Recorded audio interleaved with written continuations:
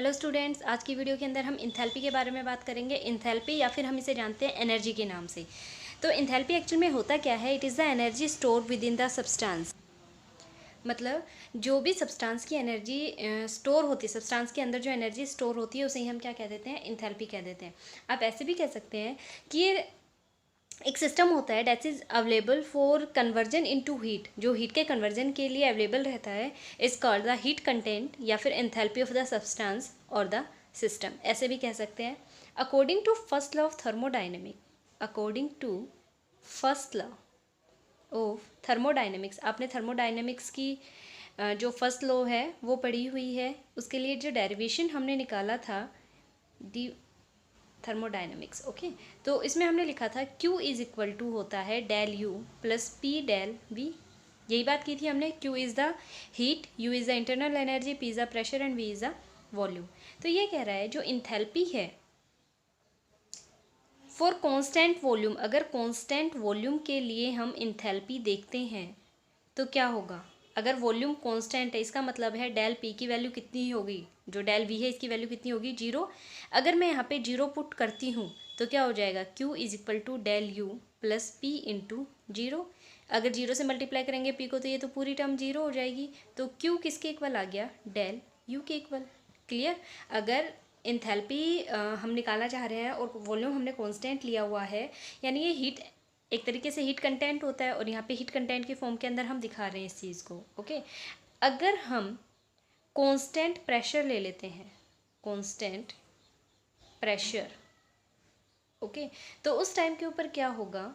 अगर मान लो एक सिस्टम है, वो क्यूपी जूल हीट जो है उसे एब्जॉर्ब कर लेता है, ठीक है, तो जो उसकी इंटरनल एनर्जी है वो चेंज होगी when the system absorbs QP joule of heat.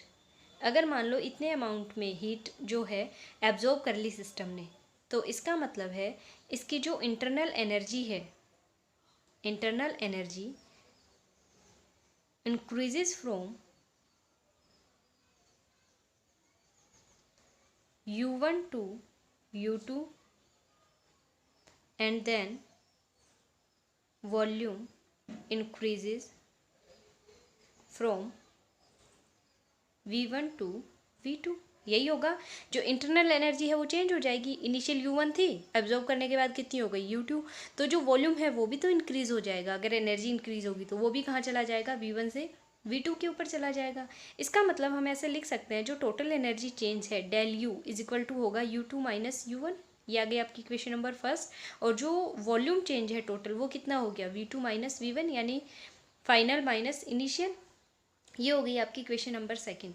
जो फर्स्ट लॉ ऑफ थर्मोडाइनमिक्स थी उसमें हम क्या कहते हैं? QP इज इक्वल टू होता है del U plus P del V।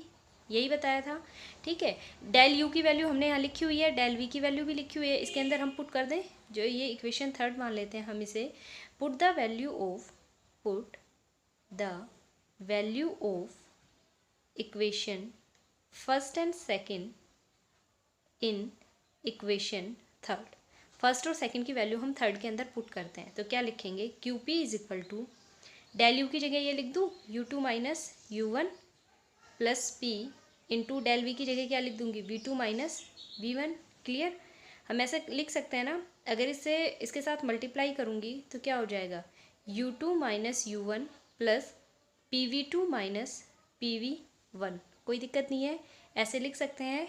आगे देखिए, देखिए यहाँ पे जो QP है इक्वल टू क्या रहेगा? ऐसे कर दे U2 प्लस PV2। 2 वाले जो फाइनल है वो एक साथ ले लिए और जो इनिशियल है वो एक साथ ले लिया। क्लियर? कोई दिक्कत नहीं है। ये आ गई हमारी क्वेश्चन नंबर 4। अब ये कह रहा है कि U, P और V जो है, U, P और V है, ये स्टेट फंक्शन है थर्मोडाइनमिक्स के अंदर। जो स्टेट फंक्शन है एंड देयर थर्मोडाइनमिक क्वांटिटी जो है, यानी U, P and V are state functions and the thermodynamic quantity U plus P V जो है इज कॉल्ड, क्या कहलाएगी ये, द हीट कंटेंट, इसे हीट कंटेंट कहेंगे या फिर enthalpy, enthalpy of the system. और इसे रिप्रेजेंट किससे करेंगे, and it is represented by capital H. इसे हीट कंटेंट या फिर एंथैल्पी ऑफ द सिस्टम कहेंगे और किससे रिप्रेजेंट किया जाएगा, इसे कैपिटल एच से। यानी इसने ये बता दिया कि U प्लस पी वी किसके इक्वल है, एच के इक्वल। हम यहाँ पे लिख दें एच किसके इक्वल है, U प्लस पी वी। ये आ गई आपकी एंथैल्पी के लिए वैल्यू। लेकिन ये कह रहा है यहाँ पे कि if H2 is the enthalpy of the system in final state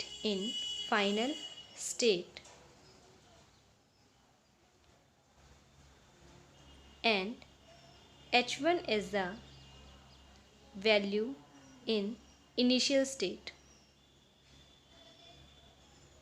then तो क्या होगा, देखो जिस तरीके से हम यहाँ पे कह रहे थे कि U2 है वो फाइनल इंटरनल एनर्जी है, V2 फाइनल वॉल्यूम है, U1 इनिशियल है, V1 इनिशियल। इसी तरीके से कह रहा है कि जो एंथैल्पी होती है ये भी तो H2 और H1 हो सकती है, क्योंकि ये जो थर्मोडाइनमिक्स के अंदर स्टेट फंक्शन जो है उनको शो कर रहे हैं, और स्टेट फंक्शन है तो फाइनल और इनिशियल के ऊपर डिपेंड करेगा। तो ये कह रहा है H2 अगर फाइनल एंथैल्पी है सिस्टम की और H1 इनिशियल है, तो आप ऐसे लिख सकते हैं ना, H2 किसके इक्वल आ जाएगा, U2 प्लस PV2, और H1 किसके इक्वल आ जाएगा, U1 प्लस PV1, है ना।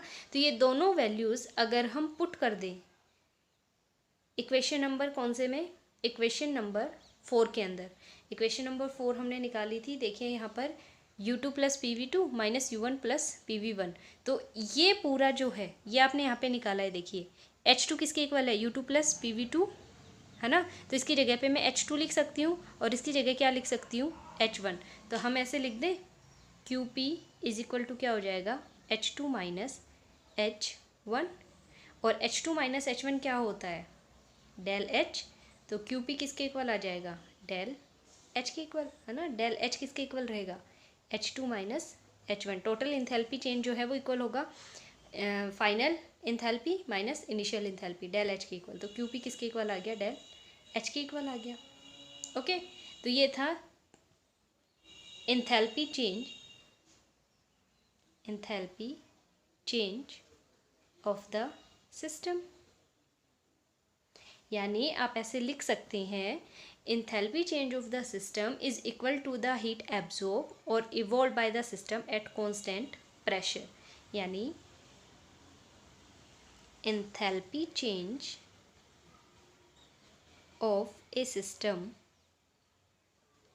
is equal to the